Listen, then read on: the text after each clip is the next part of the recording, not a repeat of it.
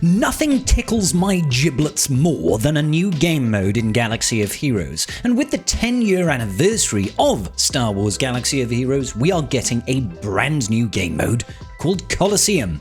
Now, there was a massive update post that I did a short video about. You know, it's only like an hour long, it's fine. You can just sit down and fall asleep and question all of your life's decisions has led you to this point. What are we talking about? Coliseum! I thought I'd just do a little bit of an extract over here, ladies and gentlemen, talk to you about this new game mode. What do we know about it so far? What do we need to be concerned about? And how can we best benefit from it? Sweet. Let's do this. Welcome all you wonderful tribesmen, old and not so old, because I know the metrics on my channel, and let's face it, we're all past up. No, who am I kidding? We are living the prime of lime right about now. How the devil we doing? So this is the Coliseum. Look at these 2D individuals back here. They are as flat as my behind. Yep, but that's okay. We don't judge. This is a mobile game. It's fine. We expect certain compromises to be made in the name of productivity. I don't know. Maybe. It's got to run on a mobile at the end of the day, and we all know how that goes. You ever tried running BlueStacks? It's a piece of trash. It's garbage. Absolute garbage. Anyway, enough nonsense coming out of your boy Scribe. Today we're talking about Coliseum. It is the new game mode, and as we know, the new game mode is basically segmenting two parts of the game.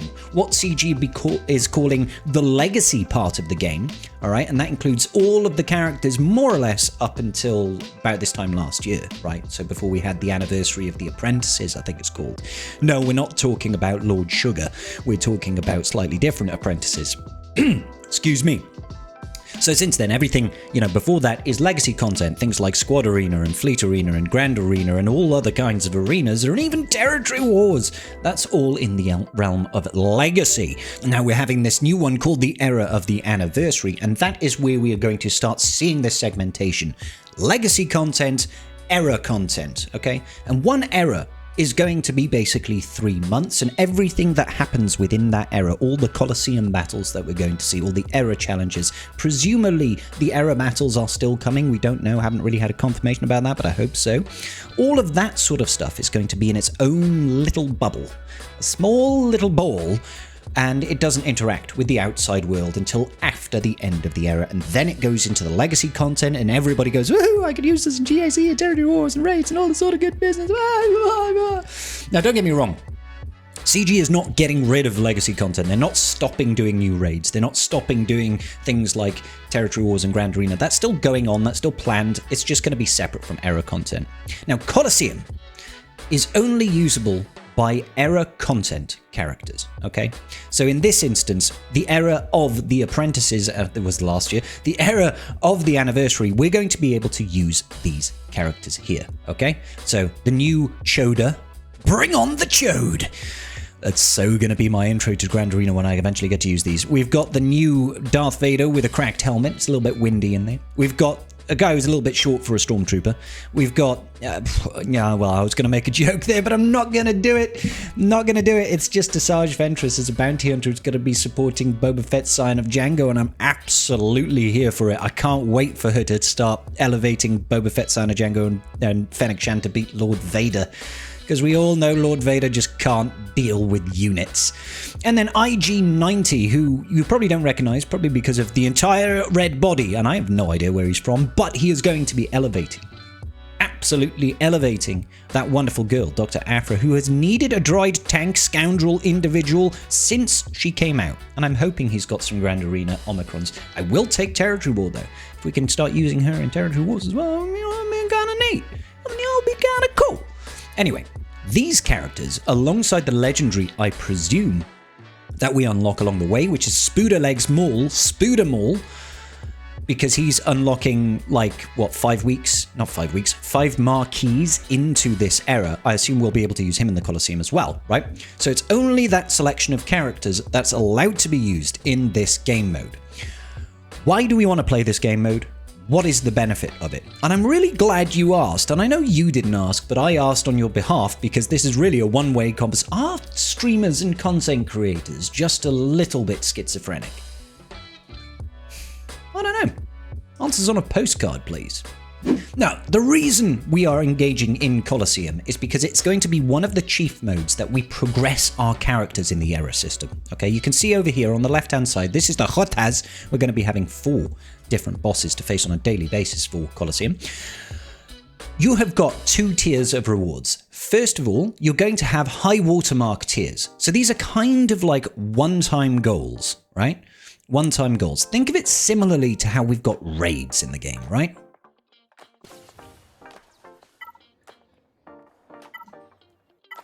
In the raid system, if you go to the rewards, you've got 2 different types of rewards, right? You've got the guild rewards, and this is for scoring a total amount of damage in the raid combined across all of your units, all of your players within the game. And then you've got your own personal raid reward track, okay? This personal raid reward track rewards you one time for when you've hit certain thresholds of damage. It's going to be the same sort of thing for Coliseum for one type of the rewards. As soon as you breach a certain damage threshold, you'll get a one-time reward. Right? That's what you can see over here. I believe this is the currency that we use to level up our characters within the era system, or at least one of the currencies. There is also going to be a separate reward structure, which is based on you getting onto the leaderboards on a daily basis. Now, how that looks and how it's going to operate, we don't know just yet. Can I just take a real quick moment before we keep on diving into this? I know you're very eager to hear about Coliseum, but I want to share with you a little bit of information about my channel and its growth. We've done great work. I've managed to hit 8 million total views on this channel, which I'm very proud of, and we broke 24,000 subscribers. So I just want to say real quick, thank you all so very much for showing your support for the tribe, becoming a part of this community, and quite frankly, kicking ass. Alright? Now, if I could only get the remaining like 50% of you that watch my channel to also subscribe, you would make me the happiest little bald Welshman on this channel. I know that's a grand total of 1 people, but I would still really appreciate it. So if you could sub, that would be great. Thanks, guys. Now, with the leaderboard structure, we don't know how that's going to look. And I do have a few concerns about this, okay? And I think they're warranted concerns. Within the era system, we are not allowed to use our mods on our characters. You can see this evidenced, and we will come back to all this information in a second. We can see this evidenced when we look at the leveling system, okay? So if you look at this over here, this is our leveling system, the era level for our characters. In the era system, right? Okay. So Stormtrooper Luke, presumably as he is going to be the first character that we get in about, 2 weeks time now? A little bit less. You can see over here, the abilities are in the background. You've got the level up, which is going to be using that currency that we saw. You know, that currency that we saw, where is it? Over here. This currency is the same as the currency that we can see for the level up just here, right? There's also this secondary mat that you can't quite see. Let me move my big, ugly, bald head. There's a second mat just down here that we also have to deal with, okay? So with that in mind, let me just get my face back up here.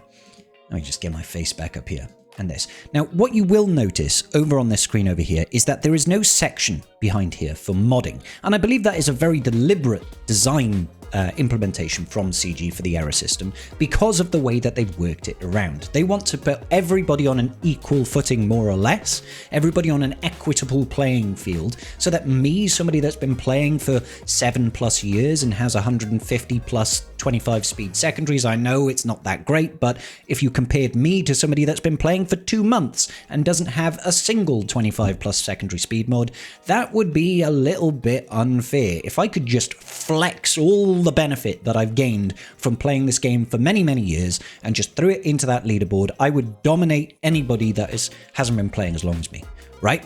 Like they wouldn't stand a chance.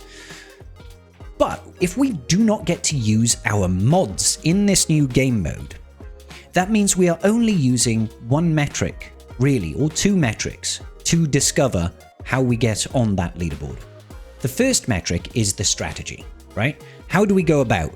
What abilities do we use when? How well do we react to that environment?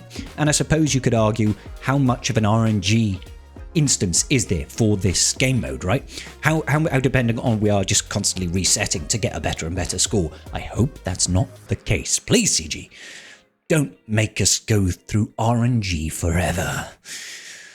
However, if we can't use mods and the strategy is reliable, the only true differentiator is going to be how much have we wailed on these characters in order to increase their error level exponentially as fast as possible. And I really don't want this leaderboard to just be a case of once the strategy is developed, and let's be real, I'm going to be putting out Coliseum video guides on how to score as top as you possibly can against these bosses. I'm going to be doing that. Of course I am. I won't be the only one. I'm sure there'll be loads of creators that are discussing different strategies to maximize scores. It's going to be like raiding all over again. I can't wait. It's going to be fab. The problem is if we're all getting the same score, how are we going to separate ourselves without just wailing? And I'm not saying that people who wail don't deserve to be at the top of the leaderboard. If they're spending money, they're keeping the game afloat, right? I understand that, and CG is going to want to encourage people to spend because they want to buy themselves a third yacht for the year. You know what I'm saying? I understand that process, but it's kind of boring. Kind of boring. We can't manipulate these stats. I don't know. Now, let me take a step back. Let me breathe. Let's cool. Let's chill. Let's calm the jets. All right? Calm the jets. We don't have all the information. We don't know how this is going to change, how we're going to dynamically impact our ability to score well in this, right? There could be some changes, right? There could be some changes.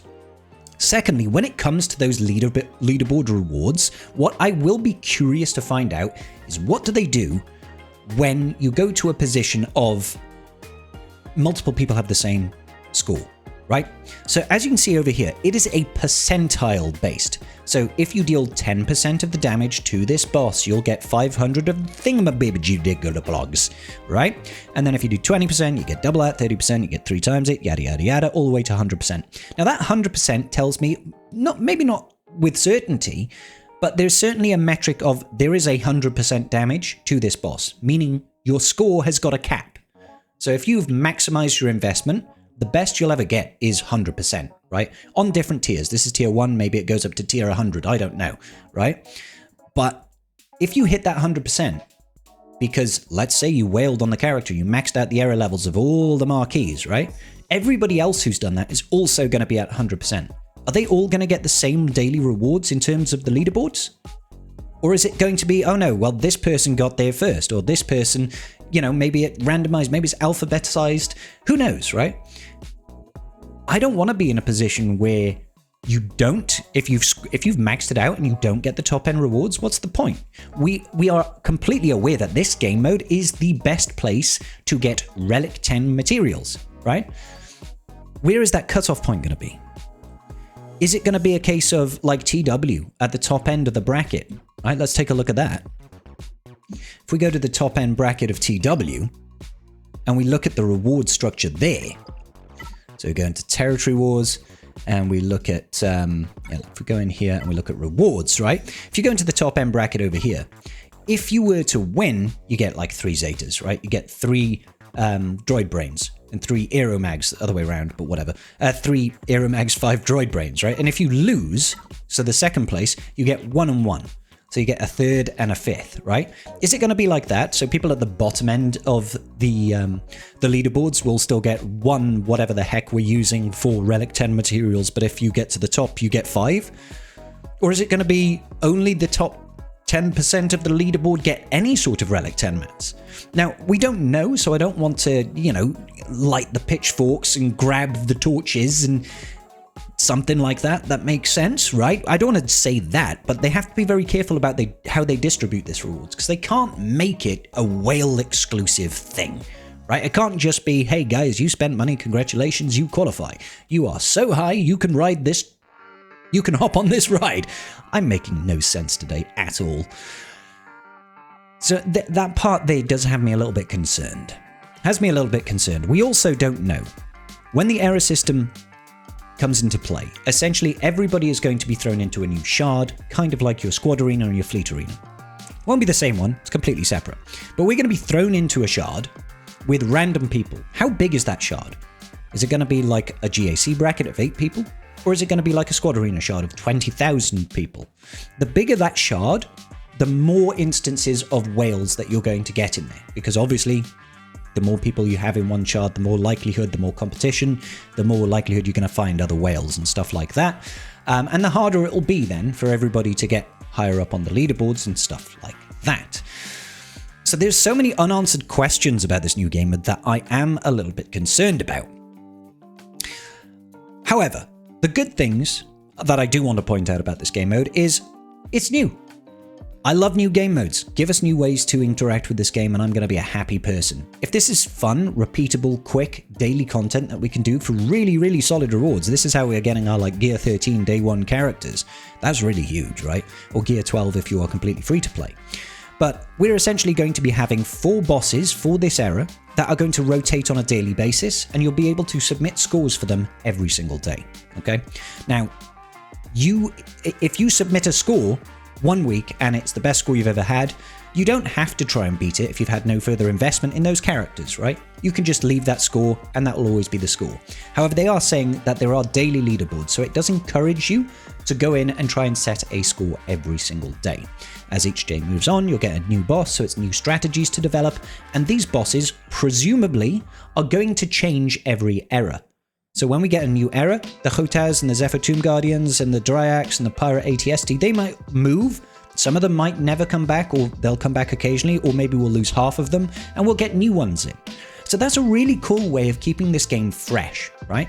Fresh content for us every 3 months, every time we get new characters in and stuff like that. Now, they did say we are also going to be getting things called loaned units, right? And loaned units are essentially, in their words, they are going to be characters that are based on legacy characters, but are not those legacy characters. So I don't know if it's going to be like a generic character that has literally just picked up the kit of Jedi Knight Luke, for example, and applied it to a different faction. Or if it's just going to be a direct drop, right? Pick and drop. But it won't be using your legacy character stats, presumably. It's probably going to scale with the stats of your current era units, I would imagine. Don't know that for certain. More questions keep on coming up as we go through this, right? In the interim, however, this first era, we're not going to have loaned units, we're going to have summoned units. And we do know that summoned units are based on the stats of the summoner. So that one's definitely going to be in play for this first round of Coliseum. Who knows how it's going to go after the era progresses. The reason they're using those loaned and summoned units is because when we first go in, we're just going to have Stormtrooper Luke. We're not going to have the whole lot because it's going to take several weeks for them to release all the characters. Which means we need to have a little bit more diversity in that pool. Otherwise, we've just got a Stormtrooper Luke trying to put some damage in against the Hotaz, and that's not really going to go very far now, is it? No. So, yeah, all in all, I think that kind of encapsulates everything around the Coliseum. All in all, I'm kind of excited for this game mode, but I'm a little bit worried. I've got a few reservations here. Now, what do you think about this game mode? That's the chief thing that I want to pull away from this. I like to keep my finger on the pulse of the community. So please, do me a favor. First of all, in the description down below, I have always got a link to my Discord. Come join me on my Discord. We're an amazing community and it's growing all the time. Come have a chat with me personally. I am active in that Discord every single day. I love to hear your opinions on it, and there's loads of people that like to discuss it all the time. So it's a nice, friendly atmosphere. Come join us. Secondly, let me know what your thoughts are. What are your concerns about the Coliseum game mode? How can we make it better? We've already shown to CG that we can deal with the interaction. We can work as a go-between here between developers and the community. We can help shape this game into something better than if it was just left well alone in the hands of devs in isolation. Yeah. So come give us feedback, guys. Give us feedback and we can try and form this into something that's going to be the greatest thing for everybody that plays. Secondly, I love you. See you all real soon. Peace out, and may the Force be with you.